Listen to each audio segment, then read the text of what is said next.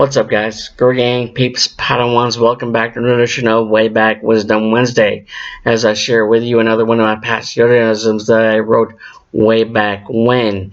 And this particular Yodaism I'll be sharing with you today, it was posted on April 30th, 2012, so 8 years ago. Now, before we start this, as I share with you before I share with you this Yodaism, let me start off by saying, go ahead and click that little Yoda avatar right there at the corner, bottom right hand corner, and subscribe to my channel. It'd be awesome to have another subscriber to add to the list to my channel. Even though I'm a small group, I rather appreciate the support for my channel. It's small, but not well known, but it's getting there. So 120 people. I much appreciate. Tip my hat to you guys. Hopefully more click on it and subscribe. I'm fairly new, so hopefully it'll grow larger as time goes on. Anyways, when it comes to this particular Yodaism, this was, like I said, posted on April 30th, 2012. And like always, here's the backstory. When it comes to this particular Yodaism, this was inspired by a Simpsons episode, the Halloween of Treehouse of Horror, when they were doing an episode where the Edgar Allan Poe poem Nevermore, the Raven, and it got inspired me to write a Yodaism where a comparison to that poem to Love or True Love. So, without further ado, here is the Yodaism entitled Nevermore. Edgar Allan Poe once said, "I was never really insane except where my heart is touched." If you think about it, when it comes to matters of the heart concerning falling in love, being in love, and not to mention utter heartbreak, it can oftentimes feel as if, or should I say compared to the well-known poem The Raven by Edgar Allan Poe. Essentially, the feelings, memories, and emotions one tries to deal with in their heart/head don't necessarily have that warm butterflies at the pit of your stomach experience. You see, there are times where it can possibly be a midnight drear of an existence within, leaving you weak and weary, physically, mentally, spiritually, as well as emotionally, to the point where it pushes you to the brink of absolute insanity. Without a doubt, it can most definitely be a tough situation indeed as you endure the constant tapping, so to speak, on the metaphorical chamber door of your own heart when love or the lack thereof causes you unfortunate and unbearable pain. It's within the chamber of a person's heart where true happiness or the painful sorrow of the guy/girl who is known as their own personal Lenore. Thinking about it further, the thoughts and memories of him/her are thrilling and terrifying at the same time as the sound of continuous knocking is heard on the metaphorical door of one's own heart. A knock that can certainly resonate/echo within, so much so to where it raises so many questions that haunts not just every chamber of your heart, but mind as well.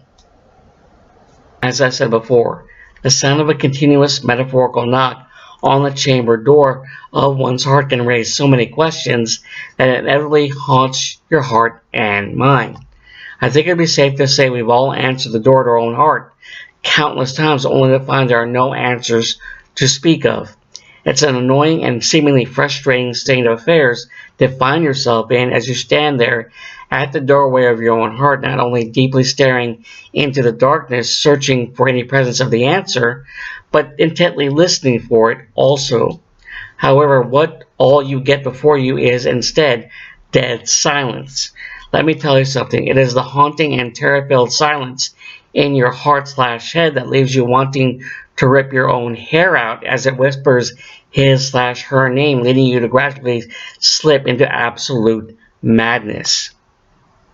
Let me ask you this question to those who are in love / falling in love and suffered an unfortunate heartbreak.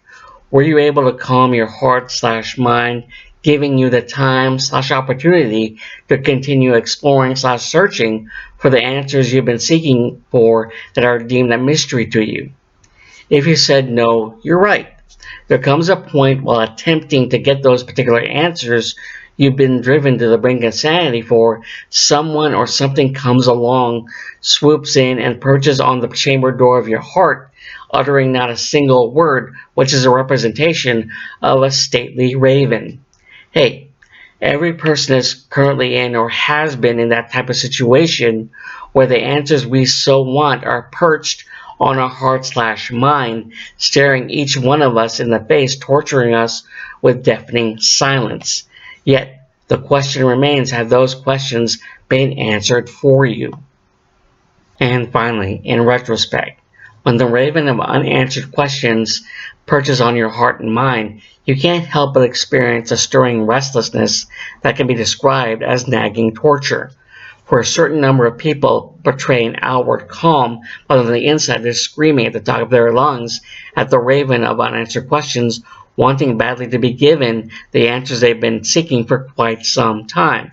Unfortunately, some never receive those answers and find themselves being silently taunted by their own metaphorical, dark, ominous bird, while others are able to figure it out on their own. In the end, I say to those who are continually being taunted by the raven of unanswered questions to true happiness, you will someday be given those answers, and the silent, torturous pain you've been experiencing will no longer be felt. Quote the Yoda, Nevermore. And there you have it, my friends, the Yodaism entitled Nevermore. As always, thoughts, musings, hate it, like it, indifferent about it. That'll settle in, a little percolate in your brain when it comes to my Yodaism, especially when it comes to matters of the heart, to love or true love. As I compared this particular Yodaism to Edgar Allan Poe's one of his greatest works, The Raven, Nevermore. Anyways, I'm not going to make this short and sweet. Visit my social media links, Facebook, Twitter, DeviantArt page, my Yoda Guru DeviantArt page. My latest, I still haven't figured out what I'm going to draw next. My last one I'd locked in to draw was Wonder Woman. Hopefully I'll have my something to lock into soon. When it comes to my latest Yodaism, I'm working on pop concerning when it comes to relationships, matters of the heart, how you can be living in a bubble, and sometimes you need to have that, and have to have that burst your bubble when it comes to being in a relationship. Hopefully I have that soon. And when it comes to I'm working on also my Chuck fan fiction, the next chapter. So, anyways, to those of you who have been subscribed to my channel, tip my hat to you, and those of you who are watching for the very first time, hit that subscribe button right there, that little Yoda avatar right there. And like I always say, always happy to have another Guru Gang peeps and Padawans. And with that said, have a good one, guys. See you next time.